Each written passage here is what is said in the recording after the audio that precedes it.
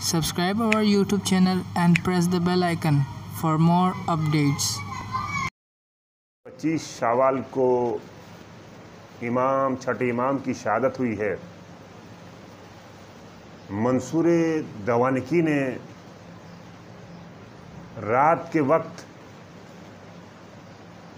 इमाम जाफ़र सादिक अलैहिस्सलाम के घर में आग लगवा दिया।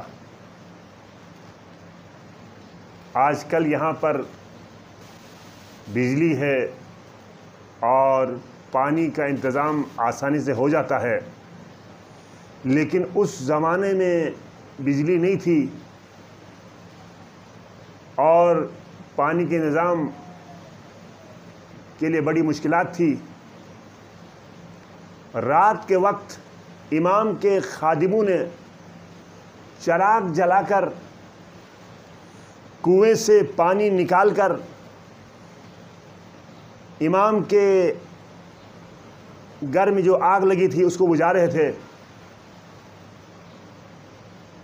तो एक मर्तबा एक खादिम ने देखा कि छठे इमाम जाफ़र सादिक अलैहिस्सलाम अपने घर के कोने में, यानी अपने घर के सहन के कोने में बैठे गिरिया कर रहे थे, रो रहे थे। तो एक मर्तबा इमाम का खादिम आगे बढ़ा, इमाम का चाहने वाला आगे बढ़ा और कहने लगा, मौला क्या इस घर में आग लगने की वजह से आप गिरिया कर रहे हैं? इमाम ने कहा, नहीं, मुझे शाम गरीबा याद आ गई। कहा, मौला आपको शाम गरीबा याद आ गई? कहाँ? का इमाम ने कहा, देखते नहीं है जब मेरे घर में आग लगी है तो मेरी बेटियां बुर्का पहनकर कभी इधर से उधर चली जाती है, कभी उधर से इधर चली जाती है, कभी सहन में परेशानी के आलम में दौड़ रही होती है। लिहाजा जब करबला में मेरे जद हुसैन की शहादत के बाद जब खैमों में आग लगा दी गई थी तो मेरे फूफियों के सर पे कोई नहीं था। न मेरे जद हुसैन थे, न अब्बास अलमदार थे, न अली अकबर थे जो उन्हें संभालता, और मेरे दादा सईद सज्जाद बीमार पड़े थे। जब जालिमों ने खैमों में आग लगा दिया तो मेरी फूफियाँ एक खैमे से दूसरे खैमे चली जाती थी, जब दूसरे खैमे से तीसरे खैमे में चली जाती थी, जब तीसरे खैमे में आग लगती थी चौथे खैमे में चली जाती थी, कभी इधर से उधर चली जाती थी, कभी उधर से इधर चली जाती थी। और एक मर्तबा परेशानी के आलम में एक जली हुई कनात खड़ी करके बच्चों को शुमार करती थी और परेशान हाल थी। इसलिए मुझे शाम गरीबा याद आ गई। मौला कोई गम न सवाए गम अहले बैत के। अज़दारो, छठे इमाम एक दिन अपने घर में आराम कर रहे थे कि एक मर्तबा उनके कान में आवाज़ आई कि सादात को गिरफ्तार किया गया है। बस जैसे ये सुना, इमाम घर से निकले हैं तो उनके सर में अमामा नहीं था, उनके जिस्म में आवा नहीं थी, उनके पाँव में जूते नहीं थे, और एक मर्तबा घर से निकले हैं। जब निकलने के बाद देखा कि सादात को गिरफ्तार किया गया था, बहुत से सादात गिरफ्तार किया गया था।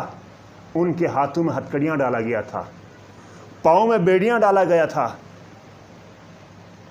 तो एक मर्तबा इमाम ने कहा कि इन्होंने क्या खता किया है, इन्होंने क्या गुनाह किया है जिसकी वजह से इन्हें गिरफ्तार किया जा रहा है? तो किसी ने कहा, मंसूर दवानकी ने हुक्म दिया था इनको गिरफ्तार करने के लिए, इसलिए गिरफ्तार किया गया है। बस जैसे कहना था, छठे इमाम ने कहा कि इनको गिरफ्तार करके अच्छा नहीं किया, बेगुनाह कैद करके अच्छा नहीं किया। बस जैसे कि सुनना था, एक मंसूर दवानकी के एक सिपाही आगे बढ़ा। आगे बढ़ने के बाद इमाम के पुष्प पे ताजियाना मारने लगा। एक ताजियाना मारा, दूसरा ताजियाना मारा। जब दूसरा ताजियाना मारना था इमाम के पुष्प पर, कमीज़ फट गई, और जब तीसरा ताज़ियाना मारा तो इमाम के पीठ में ज़ख्म हुआ। और इमाम 65 साल के थे, बुज़ुर्ग थे। जब तीसरा ताज़ियाना मारा तो इमाम ज़मीन पे गिरे हैं, और ज़मीन पे गिरने के बाद जब ज़मीन से उठे हैं, उठते हुए कहने लगे, हम अगर अपने शियों को जंग करने की इजाज़त देते तो यहाँ खून खराबा होता, लेकिन हम नहीं चाहते हैं कि हमारे जद के हरम का तकद्दुस पामाल हो जाए। हम नहीं चाहते हैं। बस जैसे कहना था कि एक मर्तबा मंसूर दवानी के एक सिपाही और आगे बढ़ा, जिसे मंसूर दवानी ने भेजा था, और जहर में बुझा हुआ ताज़ियाना था, उसमें उस ताज़ियाने में जहर लगाया गया था। उस ताज़ियाने को इमाम के पुष्प पे मारा। जब छठे इमाम के पुष्प पे मारा तो इमाम के पुष्प पे पहले ज़ख्म था, उस ज़ख्म पर वो ताज़ियाना लगा और जहर ने असर किया। अब जैसे ही जहर ने असर किया तो इमाम ने अपने खादिम को कहा कि मुझे घर ले चलो। इमाम को घर ले गए। जब छठे इमाम को घर ले गए, और एक मरतबा छठे इमाम के पूरे जिस्म में जहर ने असर किया, और इमाम ने वसीयतें की, सबको जमा किया और वसीयतें की। और इमाम की 25 शावाल को, एक रिवायत में 15 शावाल, दूसरी रिवायत में 25 शावाल को इमाम शहीद हो गए हैं। इमाम को साथ इमाम मूसा काज़िम अलैहिस्सलाम ने उन्हें गुस्ल दिया, उन्हें कफन दिया, और 13 लाख का मजमा था। इमाम को ताबूत में रख के जन्नतुल बकी में दफनाने के लिए चले हैं। जब जन्नतुल बकी की तरफ लेके जाने लगे ताबूत में रख के, मेरा दिल कहता